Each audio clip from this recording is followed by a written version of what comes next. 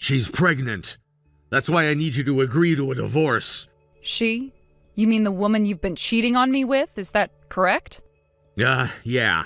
Well, I don't really like calling it cheating anymore. I mean, now it's serious. I love her, so I'd appreciate it if you stopped referring to it that way. And because of that, I'm asking you for a divorce. Sure, I've already prepared the divorce papers. They're on the table in the living room. What? Also, I'm going to stay at my parents' house for the time being. We'll discuss custody and the division of assets another day. Isabel, who's only 5 and cries when I'm not around, is coming with me. Oh, I'll be contacting a lawyer soon. In the meantime, I'd appreciate your patience while I work things out. Goodbye. Oh, wait, hold on!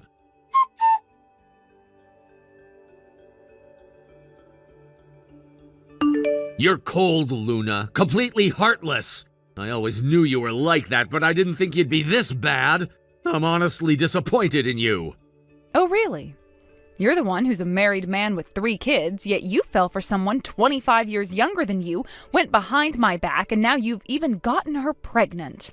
And you think I'm the disappointing one? The audacity. I didn't think someone as pathetic as you would have the nerve to feel disappointed in me. What? I'm not pathetic? Don't call me that. Look, I did what I had to do. A child's involved now. As a man, I'm taking responsibility for my actions. That's the right thing to do. So you think just because you're taking responsibility, you're not a disappointment? Well, don't forget this. You already have 3 kids. You have had those responsibilities as their father long before this mess. Try not to conveniently overlook that fact, will you? Well? If you want to think of yourself as some honorable man for stepping up now, go ahead and pat yourself on the back. But just know this, no matter how you choose to see yourself, you better not forget the responsibilities you have as a father to all your children. You owe them that much.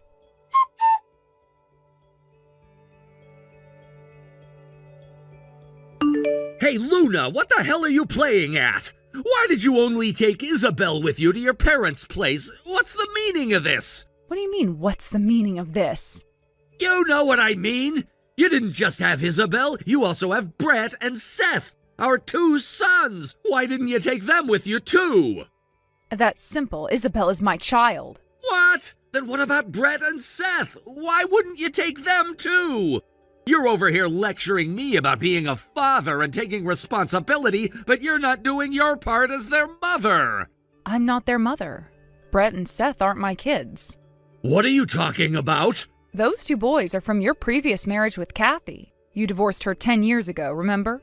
And I never adopted them, legally or otherwise. Given that we're getting a divorce, it's obvious that the only child I have any responsibility for is Isabel, who I gave birth to. But... Besides, Brett and Seth have made it clear they don't see me as their mother. In fact, they outright dislike me. They've never treated me with even a shred of respect or warmth these past 6 years. They couldn't care less about me and have always been distant. Let's not pretend otherwise.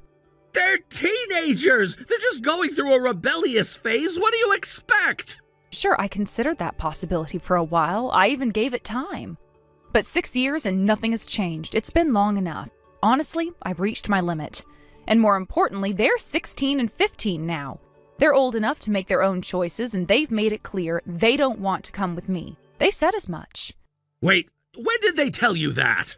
In the last few days, while you were busy staying over at your mistress's place, I told them I was leaving and asked them to decide if they wanted to come with me. Their answer was a firm no. It wasn't surprising, honestly. I know how they felt, but I wanted to give them the option anyway. Damn it! If only I'd come home yesterday, maybe I could have done something. It doesn't matter. If you're worried about custody, talk to their biological mother, Kathy. She's the one who gave birth to them. Kathy? She's broke! Even if she wanted custody, she couldn't support them. Her life's a mess. And that's your problem, not mine. Come on, Luna, I'm begging you. Take Brett and Seth with you. I can't have them around while I'm trying to start a new life with my new wife. It'll ruin everything. You are unbelievable. You have the gall to ask for a favor after all this? You want me to make things easier for you while you're playing house with your new wife? Get real. Oh, and by the way, I'll be filing a claim for alimony soon. Alimony? What, did you think you could just cheat, ruin our marriage, and get away without paying a cent? That's not how this works. And don't forget, you'll also be paying child support for Isabel. But I have a baby on the way. This isn't fair. I have expenses. Well, I guess you'll just have to figure it out. That's what it means to take responsibility as a man and a father. No complaints, right?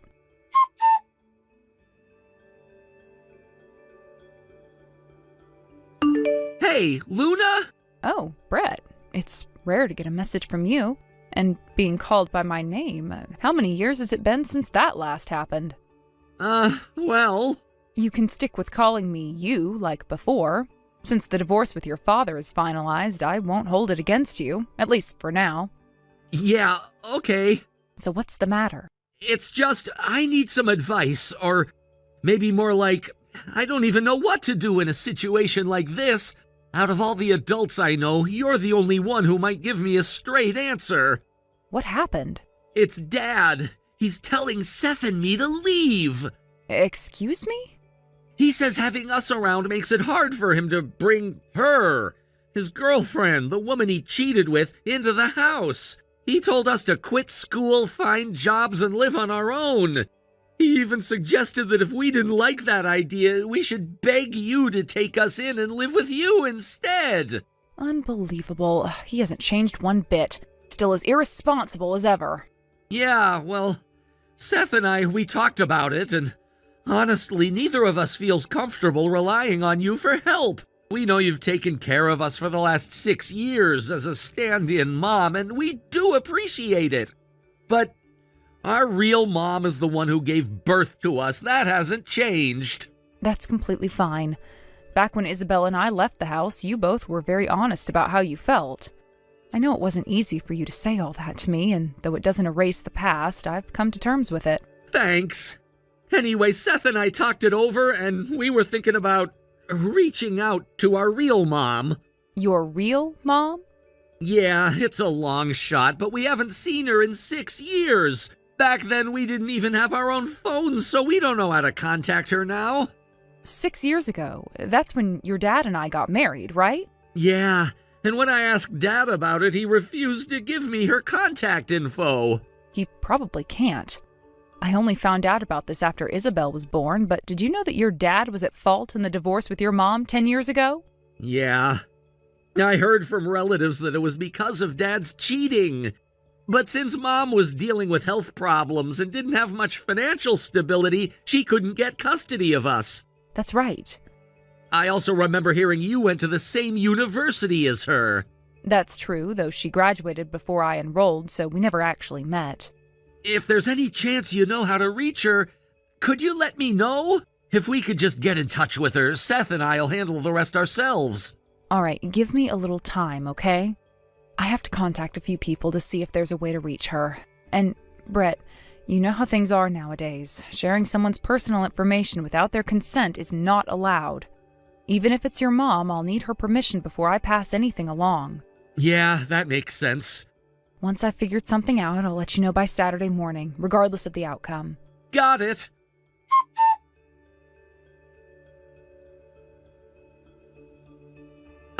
Brett, I got in touch with your mom. Wait, seriously? Yeah, I reached out to one of our university professors who happened to have her contact information. Your mom called me back, and she has a message for you and Seth. What is it? She's willing to meet you both tomorrow.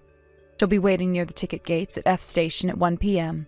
She's really going to see us? It seems so. It's been 6 years after all. She told me she wants to talk in person before deciding whether to share her contact info and update you on her life. As for how to recognize her, she said she'll be wearing a light blue scarf. Got it! Good. The rest is up to you. Take care of things from here. Luna! Thank you. You're welcome.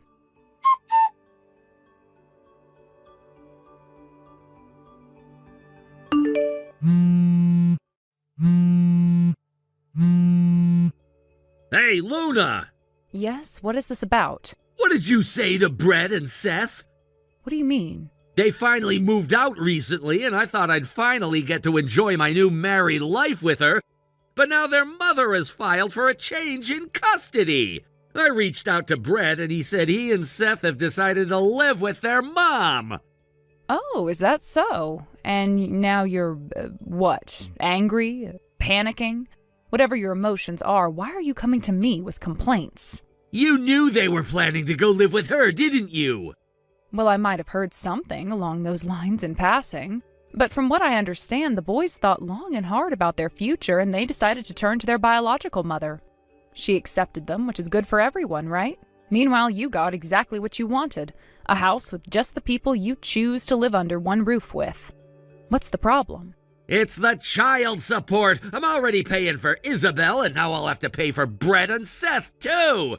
Even if it's only for a few more years, this doubles my financial burden.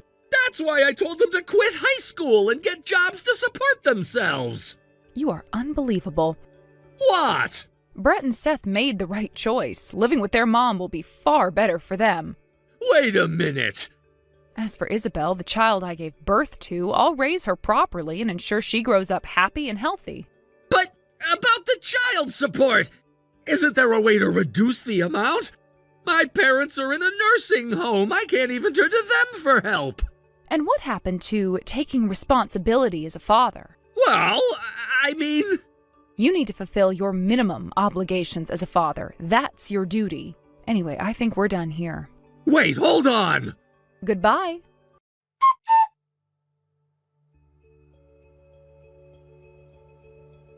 The custody battle over Brett and Seth, which lasted several grueling months, ultimately ended with the court awarding custody to their biological mother.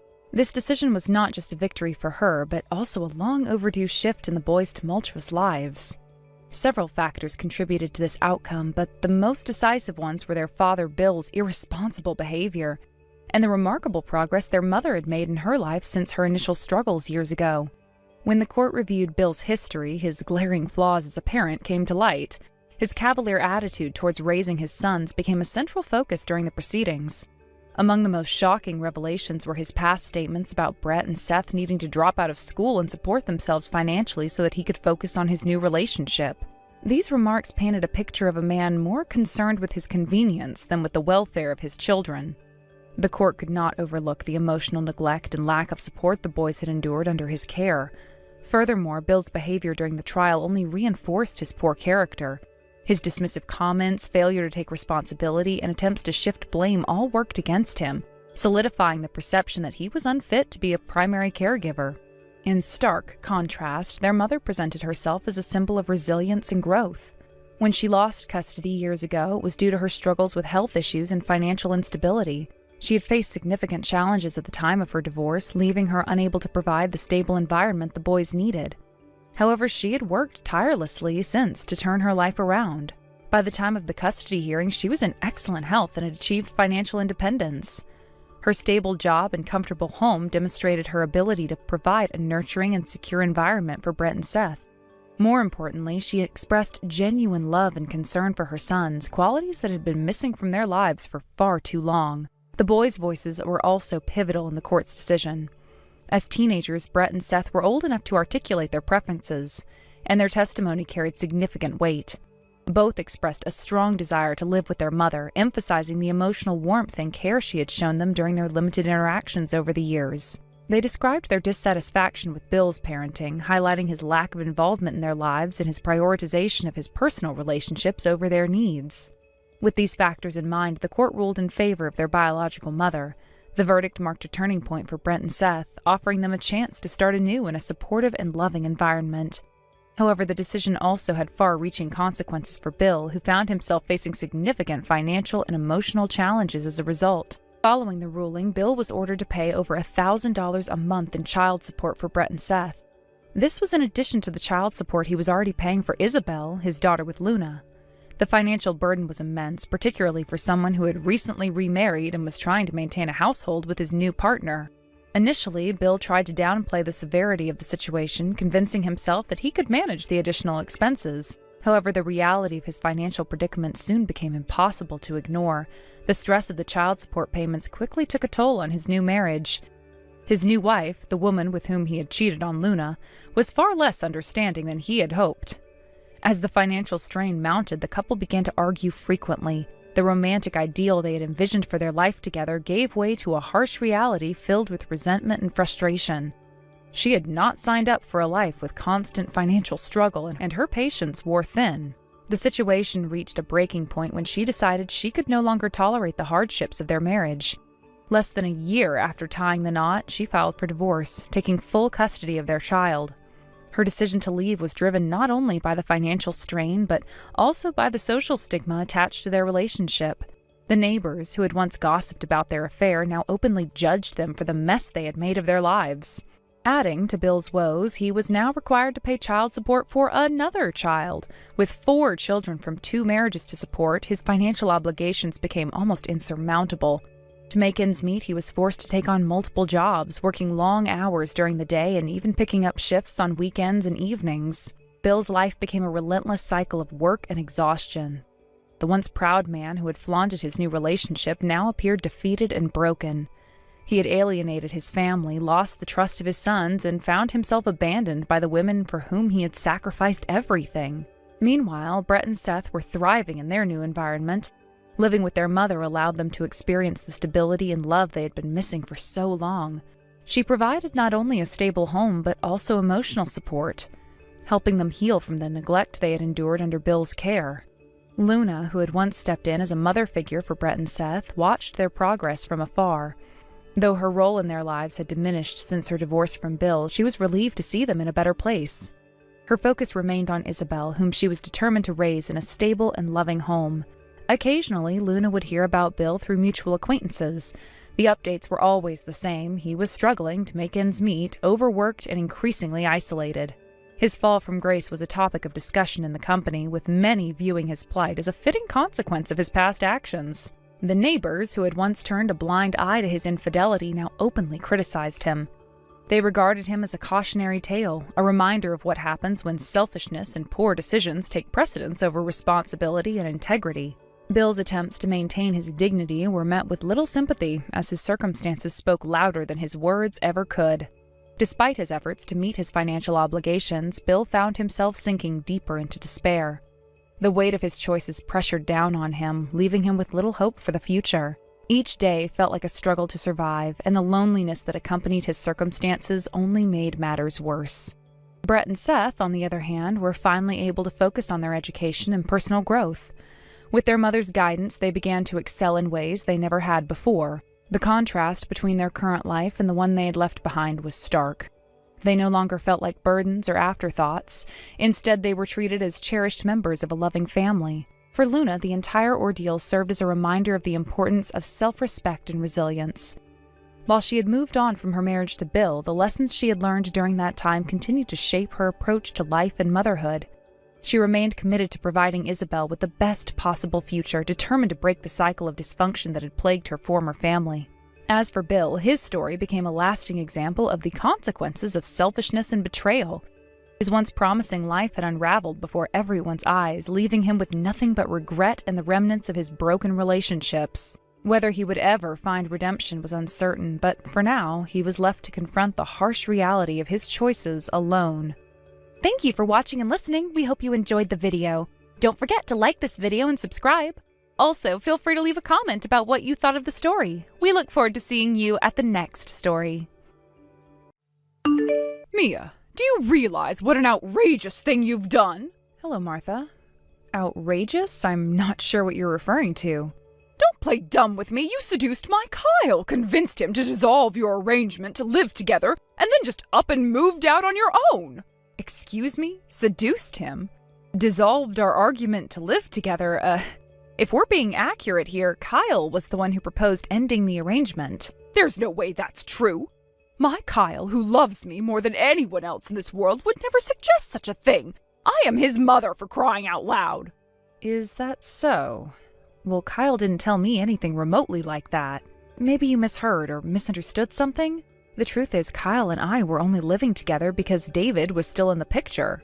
Now that David has decided to leave, having finalized his decision to divorce you and move out, there's no longer any point in Kyle and I continuing to live together. What did you just say? That's how things stand, Martha. If you have more to say on the matter, I suggest you take it up directly with Kyle. He is clearly holding back his feelings out of consideration for you. That's why I, his mother, am speaking on his behalf. Well, excuse me, but I'll be taking my leave now. You should have the decency to figure these things out without me spelling them out for you. By the way, I haven't received the new address for where you moved. What kind of person just leaves without notifying anyone? Mia!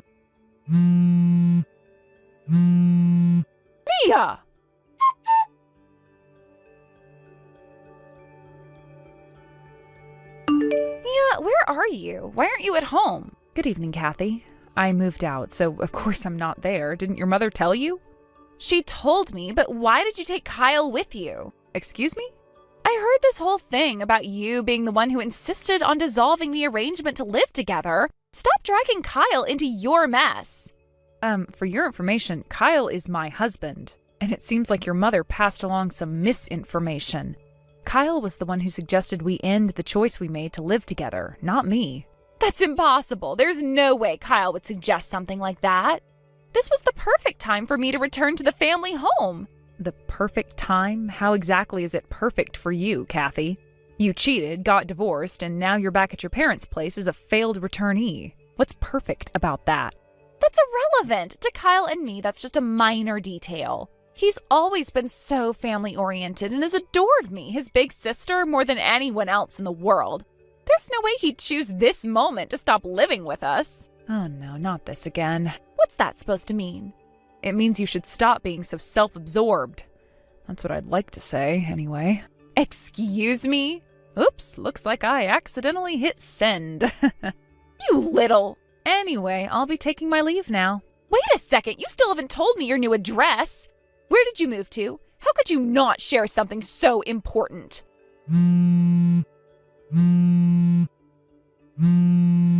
Mia!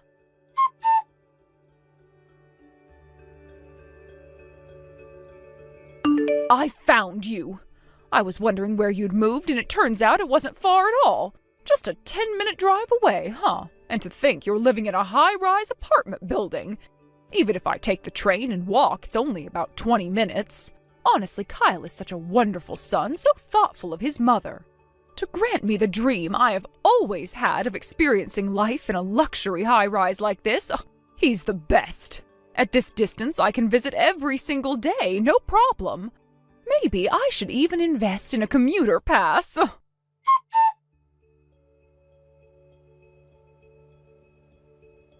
heard from my mother. It turns out you didn't move very far away, huh? See, I knew it. Kyle really does love me so much.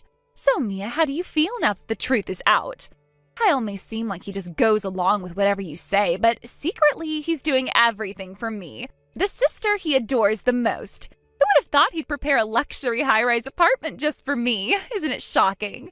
It must have completely blindsided you, right? But in the end, this is my win. With the apartment so close, I can visit daily without any issue. I might actually need to buy that commuter pass after all.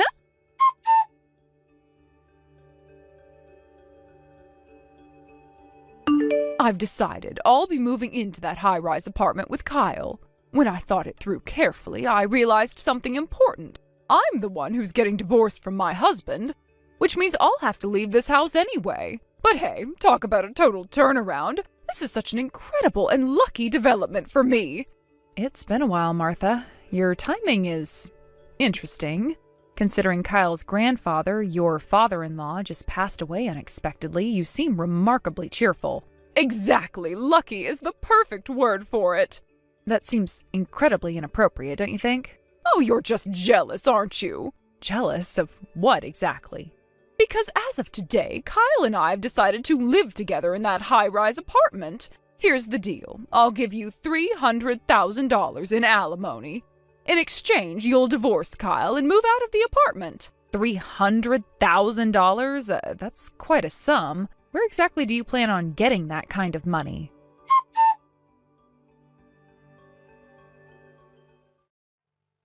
Let me explain that part. Oh, how rare. You're actually getting involved in the conversation. Huh? What's that supposed to mean? Oh, nothing. Please, go ahead with your explanation. You see, our grandfather on Dad's side was quite a wealthy man. Yes, I'm aware. He was once the owner of a large company, and even after stepping down due to age, he continued to grow his wealth through stock investments and other ventures. Exactly, and since Dad is his only son, all of Grandpa's inheritance will go directly to him. Oh, so that's what this is about. But considering that your mother is getting divorced from your father, I fail to see how this situation is anything you should be calling lucky. Oh my, you're not as clever as I thought. Is that so? I think you might want to do a little more research before making assumptions, though. Whatever. Anyway, I'll be moving into that high-rise apartment starting today. By the way, I never got around to asking, how exactly did you manage to track down our address in the high-rise? Oh, one of Mom's friends happens to live in the same building. She said she spotted Kyle there, so she confirmed the room number for me. You're in unit 3602, right? And when exactly was this? I think she said that about a month ago. Quite a while back then. Well, of course. If I told you about the move too early, you'd probably start feeding Kyle all sorts of sly lies. That's why I waited until after all the moving preparations were done to let you know, nice and last minute.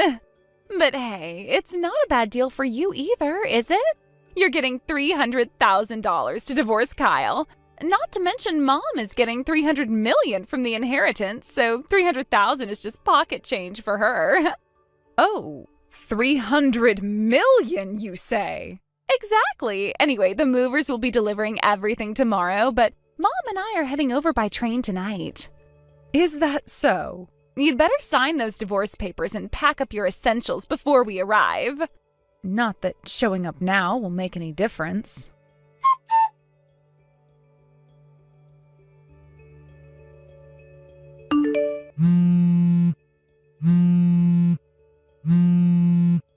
Mia, what is the meaning of this?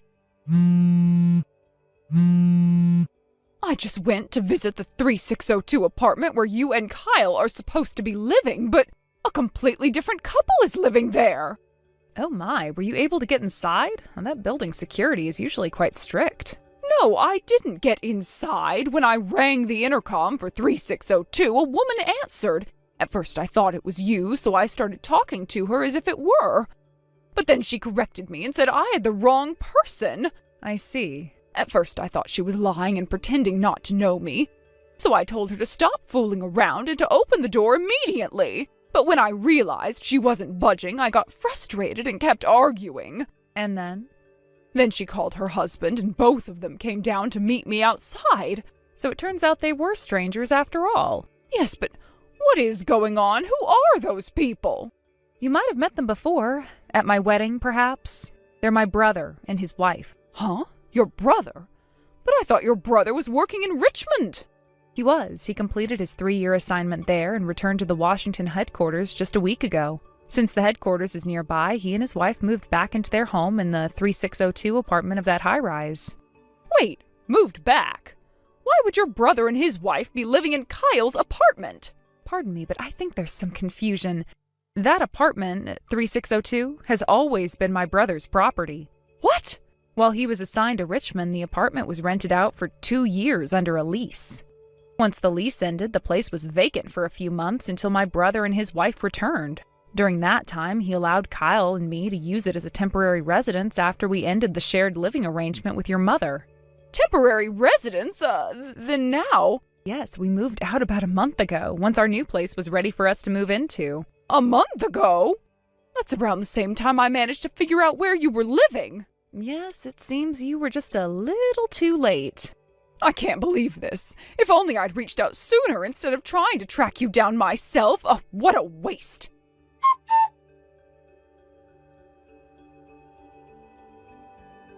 Your current address. Hurry up and tell me. I'm not telling you. We don't care about you. We just want to know where Kyle is. You're irrelevant since we're going to make you divorce him with that $300,000 anyway. Are you still clinging to that plan of paying me $300,000 for a divorce? I mean, $30,000, sure, that's within the ballpark of a reasonable figure that I might understand where you're coming from, but $300,000? Doesn't that seem a bit wasteful to you? That's just how much Kyle is worth, so hurry up and hand over my adorable little brother. Once you do, I'll make sure to transfer the $300,000 to you.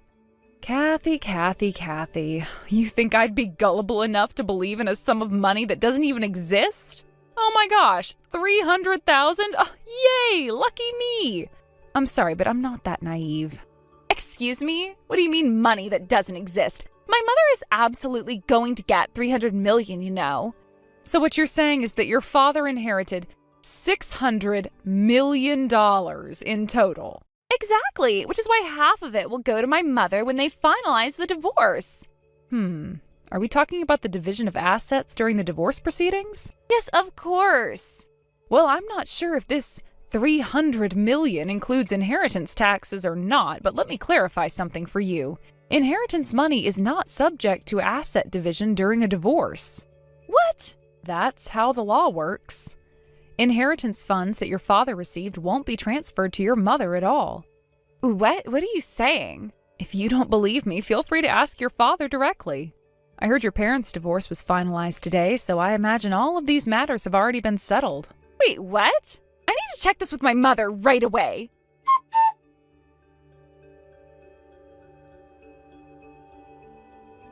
Hey, Mom, where are you? I just heard something outrageous from Mia. She told me that you won't get a single cent of the inheritance Dad received. It seems that's the case.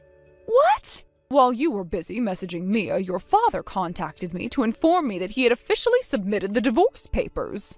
So naturally, I asked him, when will the $300 million from the asset division be transferred to me? But then he replied, what are you talking about? The inheritance money isn't subject to asset division. And he added, the only money subject to division is $20,000 from our joint savings. Only $20,000? That's right. Which is why I'm currently on my way back to see your father, to convince him to cancel the divorce. Wait, let me come with you.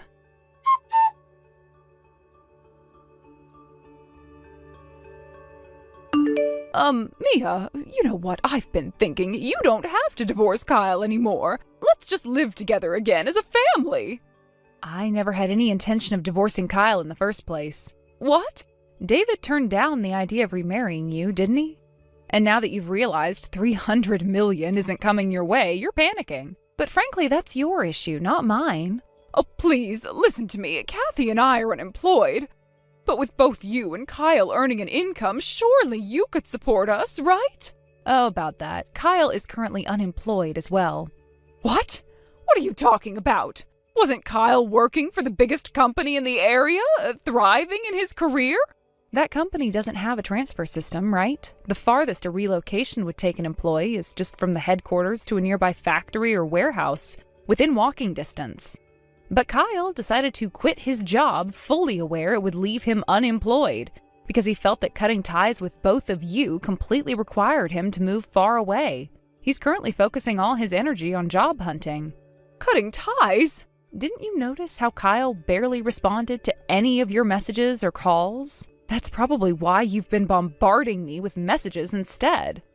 Well, I just assumed he wasn't replying because you had brainwashed him and turned him against us. Kyle has already switched to a new smartphone with a different number. What? To help him focus entirely on his job search, I volunteered to handle all communications from you and Kathy. I've been holding on to his old phone with his previous contact info. That phone will soon be deactivated. What did you just say? Surely you've realized the truth by now. Kyle has struggled for years with the overwhelming suffocation caused by his mother's excessive affection and his sister's meddling. What are you talking about? When we got married, the condition you set, living together, was something he reluctantly agreed to. But from the very first day of cohabitation, your constant attempts to belittle me as a daughter-in-law pushed him into deep regret. When the drama of David and Kathy's divorce emerged, Kyle saw it as an opportunity. Using the ensuing chaos as cover, we quietly moved out of the house. No way! Kyle left you a message. Here's what he said. Please live the rest of your lives as though your son and brother no longer exist in this world. And goodbye forever. Oh, that's not true. Kyle would never say such a thing. Oh, he did. Actually, when we moved into our new place, Kyle was so overjoyed that he couldn't stop laughing. The sense of freedom must have been overwhelming. Liar! Kyle wouldn't... Give him back! Give me my son back!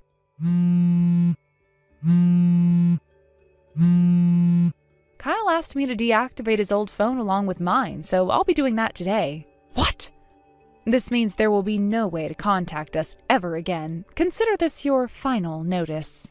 Wait, you can't do this. I won't allow it.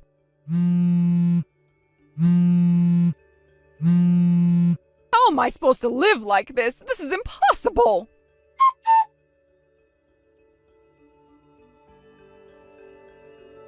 Right after this, I received a call from my sister-in-law, but I didn't bother to look at the screen. Instead, I turned off my phone completely. I had already made up my mind. It felt as though this was the only way I could create some space for myself in all the chaos that had been unfolding in my life. The call was most likely about some urgent matter, but after everything that had happened, I didn't want to deal with any more of their problems or involvement. I couldn't bear the thought of being dragged back into their web of lies and irresponsibility.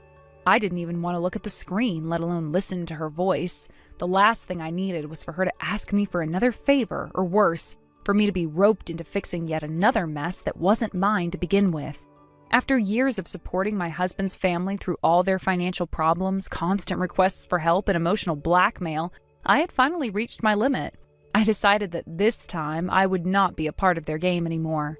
It wasn't just the phone call that led me to make this decision. It was everything that had been happening over the last few months. My in-laws had been a constant source of stress. They never seemed to understand the consequences of their actions. They never truly learned from their mistakes. They had been living in a world where they thought money could solve everything, and I couldn't keep supporting them anymore. It was not my responsibility to fix their broken lives. So, without thinking twice, I signed up for a new phone contract, one with a completely different number, cutting off all communication from that side of the family. I didn't care if they tried to reach me. I didn't want anything to do with them anymore. This time, I was making sure that I could have a life without their interference, their constant demands, and their inability to take responsibility for their actions. Shortly after, I heard that the house my in-laws had been renting was no longer available. They had decided to break the lease and leave. I was a little surprised to hear that, but in a way it made sense. They had been living in the house for years, but things had been getting increasingly difficult for them financially. I had known they were struggling, but I didn't know the full extent of their problems until now. Apparently, my mother-in-law and sister-in-law didn't have a place to go anymore. They didn't have a home to return to, and I felt a small pang of sympathy for them. It's hard to imagine being in that position, not knowing where you'll sleep or how you'll survive. But at the same time, there was a part of me that didn't feel as bad as I thought I should. These were the same people who had put themselves in this position in the first place. They had made their choices, and now they had to deal with the consequences. I found out that my father-in-law, in his usual optimistic way, had tried to reassure everyone.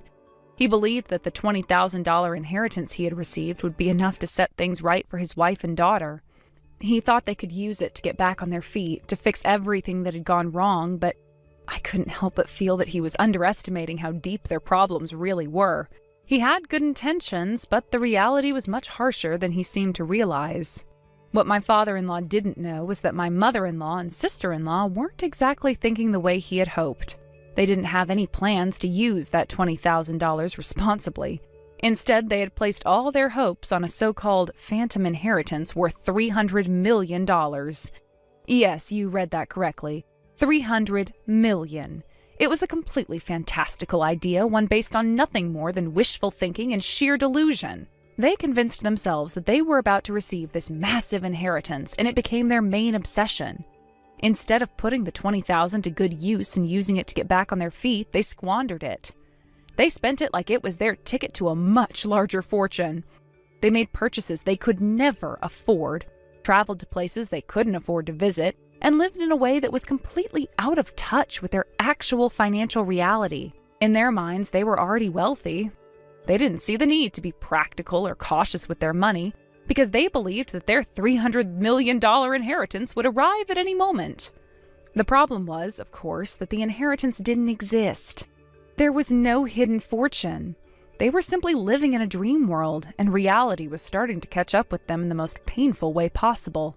As the days and weeks passed, they continued to indulge themselves in this fantasy, ignoring the mounting bills and obvious signs that their spending was unsustainable.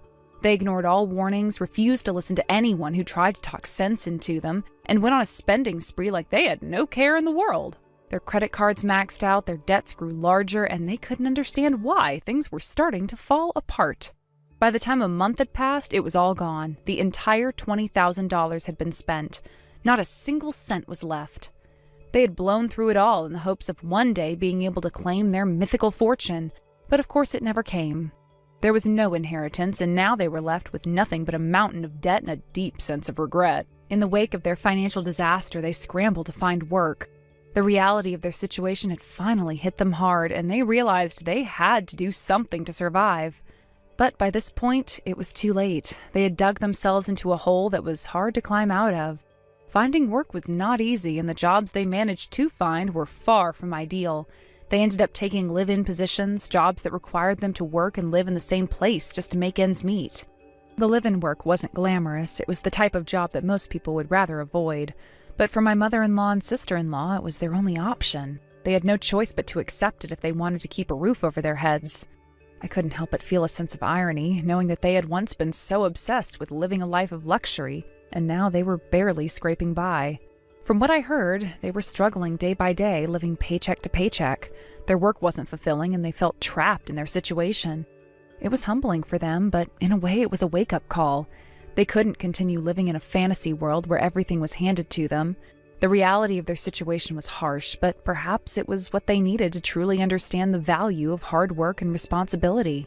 As for me, I've moved on. It hasn't been easy, but I've found peace in my decision to cut ties with them. I no longer feel responsible for their well-being, and I'm no longer burdened by their problems. I've learned that I can't fix everything, and I can't change the way they choose to live their lives. But I can control my own life, and that's exactly what I intend to do. I hope, for their sake, that they eventually learn from their mistakes, but I won't be holding my breath. 2 months later, my husband Kyle had successfully found a new job. It had been a long and challenging period for both of us as we navigated the uncertainty of his job search and the financial strain that came with it. The pressure was overwhelming at times, and there were moments when it seemed like things might never get better. But through it all, we managed to stay strong together. Kyle had always been a hard worker, and after a few interviews and some intense preparation, he was finally offered a position that felt like the right fit for him. When Kyle told me the news, I couldn't help but feel a sense of relief and happiness wash over me. It was as though a heavy weight had been lifted from our shoulders. The tension that had been building over the past few months seemed to dissipate, and for the first time in a long while, we were able to look forward to the future with a little more hope. I knew that this new job would give us both the stability that we had been desperately craving, and I couldn't wait to see how it would change our lives. Now that Kyle was back on his feet and we were settling into our new routine, we began to talk about the next steps in our life together. One of the things we had both been looking forward to was starting a family. We had talked about it before, but the timing had never seemed right. There had always been obstacles. Whether it was his previous job demands, financial worries, or just the uncertainty of life in general. But now, with Kyle employed again and things beginning to feel more stable, we knew it was time to start planning for the future we had always dreamed of. We sat down one evening, just the two of us, and started talking about our goals and hopes for the next few years. The conversation flowed easily, as it always did when we were talking about our future. We discussed our desires for a family, how we both wanted to become parents, and what kind of parents we hoped to be. It was exciting to think about the possibilities, and we found ourselves smiling as we talked about the little details, how many children we wanted, where we would live, and the life we hoped to build together. It felt like a new chapter was opening for us. The past few months had been full of uncertainty, but now we had overcome that hurdle. We were able to dream again. Kyle spoke about his desire to provide for our family, to create a secure environment where our children could grow up happy and healthy. I shared my excitement about the idea of being a mother, of nurturing and raising a child in a loving home. We both knew that starting a family would require careful planning and sacrifice, but we were ready for it. We had always been a team, and this was no different. As we talked, we both agreed that we needed to take things one step at a time. We didn't want to rush into anything, but we also didn't want to wait too long. We knew that starting a family was a big decision, and we wanted to be sure that we were both ready. We talked about the steps we would need to take, getting our finances in order, preparing our home, and making sure that we were both emotionally ready for the challenges of parenthood. I couldn't help but feel a sense of excitement as we discussed the future. It was a relief to finally be in a place where we could look ahead with hope instead of anxiety. The road ahead wasn't going to be easy, but we were determined to face it together. We both knew that there would be challenges along the way, but we were confident in our ability to handle whatever came our way. With Kyle's new job, the stability it brought, and our shared vision for the future, I felt like we were finally in a position to make our dreams of starting a family a reality. As we wrapped up our conversation that night, I felt a renewed sense of optimism. We were both excited for the next chapter of our lives, and I knew that no matter what, we would face it together. There would be tough times ahead, but with Kyle by my side, I knew we could handle anything. Our journey had just begun, and I was ready for whatever the future had in store for us. Thank you for watching and listening. We hope you enjoyed the video. Don't forget to like this video and subscribe. Also, feel free to leave a comment about what you thought of the story. We look forward to seeing you at the next story. I just got to my parents' house. I think you should be able to make it to the funeral on time. So just don't wonder about what I'm doing and make sure to be with the rest of the family there. I made sure to bring along your funeral clothing as well. Thank you, Cameron. Once I've made sure to finish telling everyone in the office, I'll be on my way there. Had my business trip been a lot closer to you guys, I could be there in an instant, but this time... You had to go somewhere completely different this time, which is pretty unlucky. And to think that my little brother would get into a wreck. Is Elsie going to be all right? She still has that very young child to deal with, but now she's going to have to take care of them all on her own. I'm sure she's a wreck herself right now, right? And about that, I feel really bad about her having to be all by herself. Of course, because she was just made a single mother in an instant. So she's even worse off than just being a poor thing right now. Honestly, she's in the worst place imaginable for someone in her shoes at that age.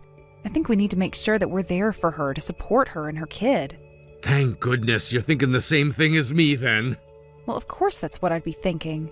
She may be my brother-in-law's wife, but she also happens to be like a sister to me and one that I love very much. Due to the situation that we're all in now, I want to do everything I can to support her like her husband would have. Hold on a second, are you thinking of really taking his place by earning money for them now as well and such? Since he's no longer there for them, I need to be the one to take his place, right? I'm sorry, but you mean that you'll just be helping out from our house, right? Unlike you and I, Holly has 2 kids that she's having to take care of now. They're gonna need a papa, right? Well, the both of them are still pretty young. For only Elsie to be the one at home with them all the time, taking care of them, that would be like hell, right? I'm aware of that. So I was thinking that in place of my brother, I'd step in to take care of those 3 like he would. And when you say that, you mean just as a supportive brother-in-law, right? That's right. I have to be there to support them financially. Ah, that makes more sense. Your brother was living with your parents along with his family before he passed and was the one paying all the bills, right? Now that he's gone, it's kind of left your mom without anyone as well now. And, well, after having just passed away in that accident, there's going to be things like the cost of the wreck, the car insurance costs, his health insurance costs, the cost of the funeral, and so much more, right? That's true.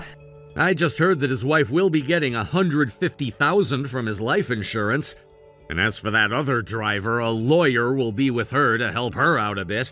But considering that he was 100% at fault for that wreck, there's gonna be a ton of money coming from him very soon. Did Elsie tell you all about that?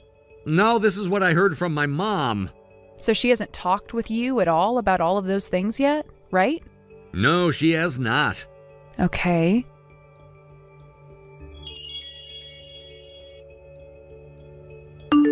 Elsie, I'm sorry for leaving so early, but if there's anything else you need from me, please let me know. If there's anything I can do for you, I'd love to do it. I'm sure that things will only get more stressful for you. And with you having the kids around still, I want to make sure that you don't overwork yourself. Oakley, thank you so much for saying that. I've really been freaking out about how I'm going to handle everything on my own now, and it's been a really rough week so far. Having you there at the funeral really made me feel a little bit of hope. And as for my husband, who went out there saying he would be helping you out, didn't do a damn thing. So I'm really sorry about that. Also him saying he wouldn't come home with me and would be staying there with you all. Cameron seems to be very worried about myself and the kids, and that's why he's wanting to stick around. Well, if he ever starts to become a problem for you, let me know and I'll come get him. I want you to complain about anything he does that pisses you off, all right? I'm not really sure if I should be saying something like this to you of all people right now. What happened? If you're really worried about something, please tell me. Because of my work, he and I were never able to go back there to live really close to you all, and that left just you and your husband having to take care of their parents in the house. So if there's anything you need my help with, please let me know right away. No, wait. You've always taken such great care of us, even if you can't always be here at the family house. Things like making those meals and everything for us to warm up and eat. And in the past, you've let us borrow plenty of money from you. And when it comes to my kids' presents, you've really gone all out. But that's all I could manage in the past. So is there something you need from me right now? Actually, I'm being talked to about getting remarried already. Getting remarried already?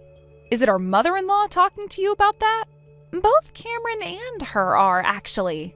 Huh? Cameron, too?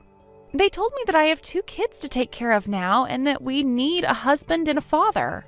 And, well, they followed that up by saying having some random man become a part of the family wouldn't be good for the kids. So they both told me that Cameron should become my new husband. What? Not about how my husband should be supporting you guys in his brother's place? How can I say this? From the way things sounded, they want me to marry Cameron now. Huh? What the hell? So you've known about none of this then, right? No frickin' way! They're both going to talk with you about something like that when your husband only just passed away? I am so sorry. Wait. Are they going to talk with me about this next once I get home? Just a second ago, they came back here with marriage paperwork. No frickin' way. I had no idea what to do when they did, and since my husband's gone now, if I weren't to marry someone like your husband, they would kick the kids and I out of this house, right? But they happen to be my late husband's kids as well, so they would take them and kick me out of the house, right? Knowing that woman, I'm sure she'd be saying scary things like that. Just for my own sake, I want to confirm this with you. How are you feeling about all of this? I am so very sorry, but I really can't be asked to be around your husband right now. I've always really hated him, and now I feel you. And now I have a better idea of the situation at hand. The reason I'd always been asking you to come here and help me, and never your husband, was because of how much I really dislike him. But I was never sure you picked up on how I felt about him. However, it seems you really do understand what I mean by not liking him. So this means you don't want to get remarried to my husband at all then, right? You are still his wife, for crying out loud, so the fact that they were talking about that with me…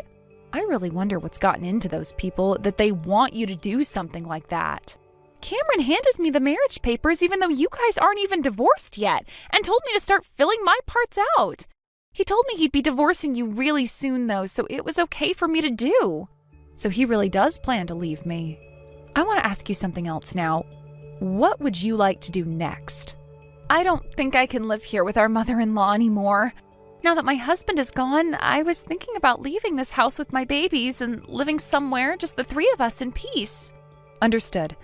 Allow me to take some of this into my own hands.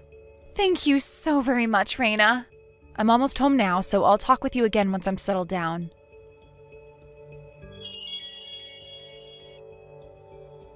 I have something to ask you about, Cameron. What's that? I heard that you were talking with Elsie about getting remarried. What are you planning on doing? You've already heard about all of that? You already know what I'm planning to do since I've told you about that before, right? I'm gonna be taking my brother's place. So that's really what you were talking about then? All right. Although I'm not going to say that I agree with what you're doing. You're literally causing issues for a woman struggling with the loss of her husband right now. Causing issues? I told her that I want this marriage for her sake, and she happens to be in love with me. So being able to remarry a man like me must make her very happy. You think that Elsie is in love with you right now? Are you drunk? You really are such a dull idiot, aren't you? Have you not been able to tell what's been going on based off the way she reacts to me? When I was back at my parents' house again with her, she would always look over at me. And she'd leave distance between us on purpose because she was embarrassed by seeing me again. It feels like she's gone back in time and is having her first crush on me like a kid. I want to congratulate you for taking things so far off the rails like that. But the real reason why she made so much distance between you and her is because she doesn't like you. I just told you you're being really obtuse about all this right now. I'm telling you that she doesn't want you around and that you forcing her to talk about marrying you is really troubling her. Those kids are gonna need a father, and she's gonna need a reason to still be allowed to live in my parents' house. She's also gonna need someone to take care of the money for her. Look at that, I'm needed by her, right? What are you going on about right now? I think she'd be better off having someone like me as her husband than someone she barely even knows. I happen to be her late husband's younger brother, so we share the same blood and everything. And considering I'm the older brother in this family, if she gets married to me, she'll be allowed to continue living in this house. And if all of that wasn't enough to seal the deal, she's gonna need someone who can take care of all that money she'll be getting from things like the life insurance and from that man that killed my brother. I don't want to even think about this being the case, but are you only wanting to get married to her for the money that your brother is leaving behind? Let me just say, this is something that my mom is also wanting me to do. You didn't answer my question. She's always been upset about the fact that her older son hasn't had any kids yet, and that's left her worried about us as a married couple. Answer what I asked. And if you've been wanting to have kids like your mother's been wanting, then why did you never ask about it? Well, Elsie already happens to have 2 kids now. And since you aren't even pregnant yet, she's the obvious choice, right? My mom is also happy about having her older son back home. And I'm happy about having some more money at my disposal. So you and I are getting divorced, and I'm getting married to Elsie next. And then after that, I can have even more kids with her with all the money we'll be getting. So that really was your reason for wanting to marry her. You're just in it for the money she'll be getting, and not for what you were telling me before. The role of supporting and caring for her? So then that means this divorce paperwork that's been left on the table for me, all filled out, is the real deal? I've already signed my parts and everything, right? Once you've divorced me and set me free, I'll be able to get myself a lot of money. I need to marry my brother's wife now, so divorce me, please. I don't need you in my life anymore. I'm taking it to the courthouse right now. Yeah, see ya, you old bitch. Although I think you being thrown out at your age means there's no hope for you anymore. And by the way, that house is no longer ours. So get all your things together and get out of there by the end of the month. I'm moving back into my parents' house now, so you can go ahead and have all the savings we had together, because I'll be getting close to 20 times that amount after marrying Holly. I'm gonna be getting some really big money. Are you sure? But don't expect anything else out of me. At your age, you'd better appreciate that as my farewell gift to you, okay? Don't worry, allow me to take all of that money and get out of your sight for good, okay? I can put it all to good use for something like a honeymoon trip, you know? Like how a wedding is celebrated with the honeymoon after, I'll celebrate this divorce with the same kind of thing, overseas even. I'm not going to have a massive event or anything for it, but I will at least celebrate it like the kind of happy occasion that it is. Celebrate the divorce? Due to the fact that I'll finally be able to cut ties to both you and your mother, who has relied on me so much, I'd like to use some of the money to take myself on a trip overseas or something close to that to celebrate. Well, you seem to be more happy about this than I am. I promise to get all these papers in today, and I'll be out of this house in no time. Considering we just had to go through a death in the family and that funeral, it may take me a bit of time, so please give me the month like you said. And before I'm gone, I'd like to take this trip. How about a 3-day trip to California so we can enjoy the beach? Understood. I'll go tell my mom about this. When I've found what resort we can all celebrate at, I'll give you another text. Thanks for everything, and goodbye forever.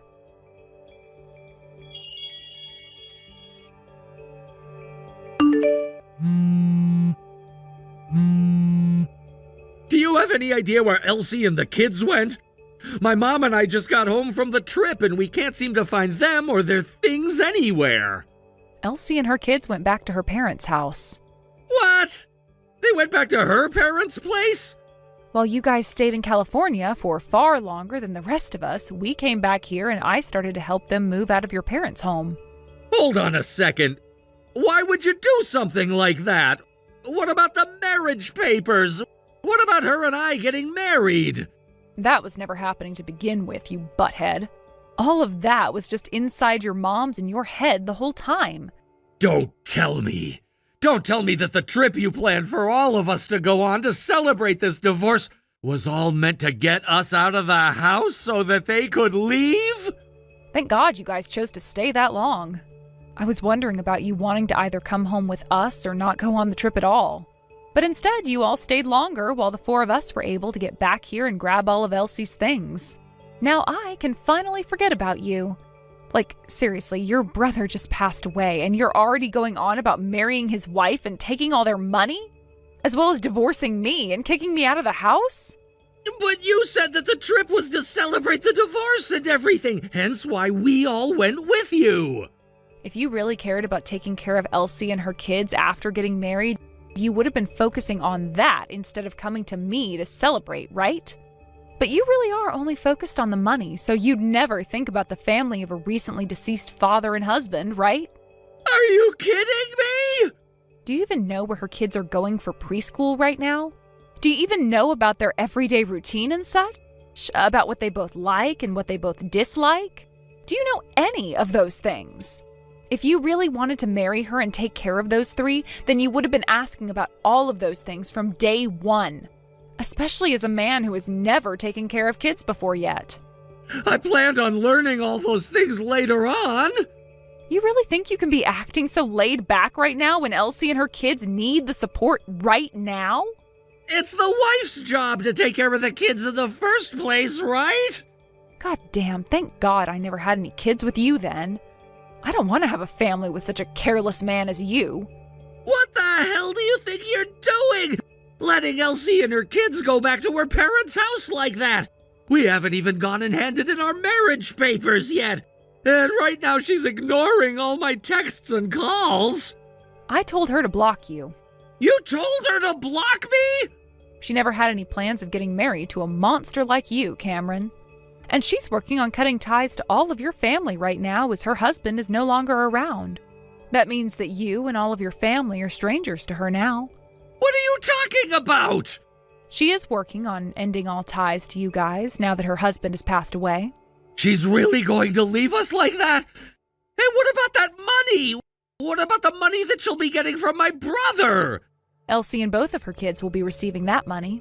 Hold on a sec. That's not good for me, though. I've already planned out trips to Hawaii to stay at 5-star resorts while flying first class and pre-ordered 2 new supercars, thinking that I'd be getting all of that money. Jesus Christ. So you were going to take a grieving woman and her kids to Hawaii with you after all that's happened to her? Not at all. I planned on bringing my girlfriend. Her and I have been planning this trip to Hawaii for half a year now. I was expecting this money to come to me eventually, and that's why we planned a really expensive trip out there, as well as buying all kinds of really expensive things with our credit cards. I've already promised her that all of this is gonna happen, so there's no going back now.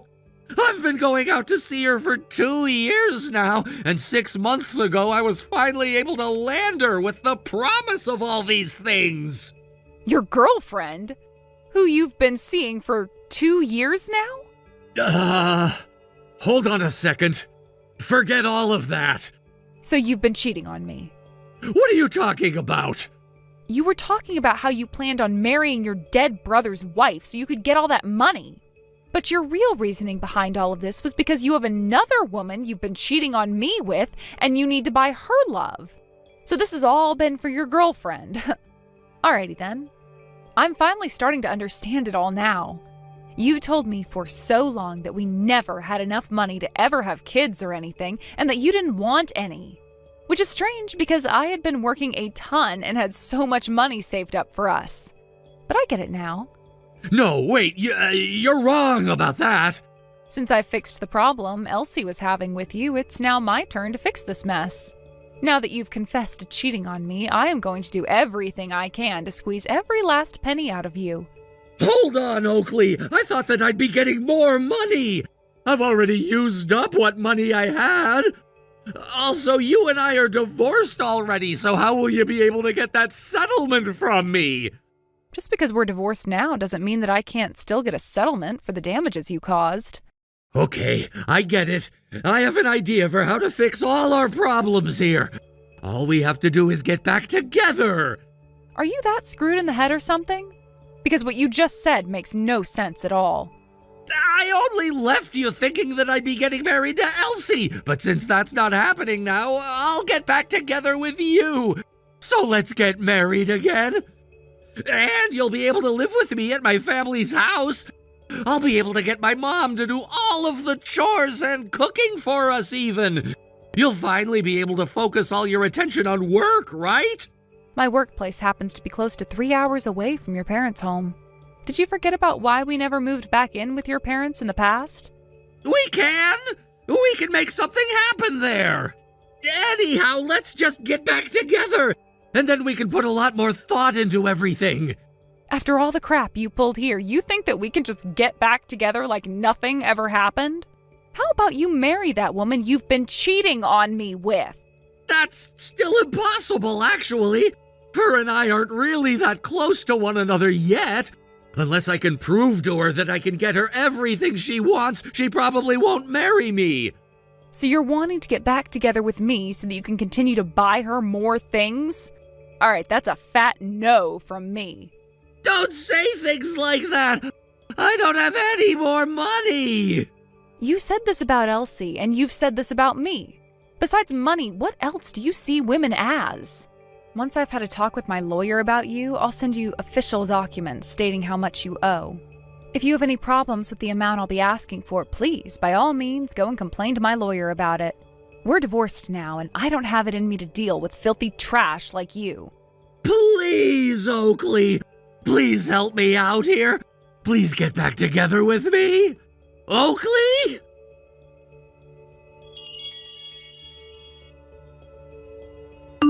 After that, I was able to get a massive settlement from Cameron, and things ended just the way I had wanted them to.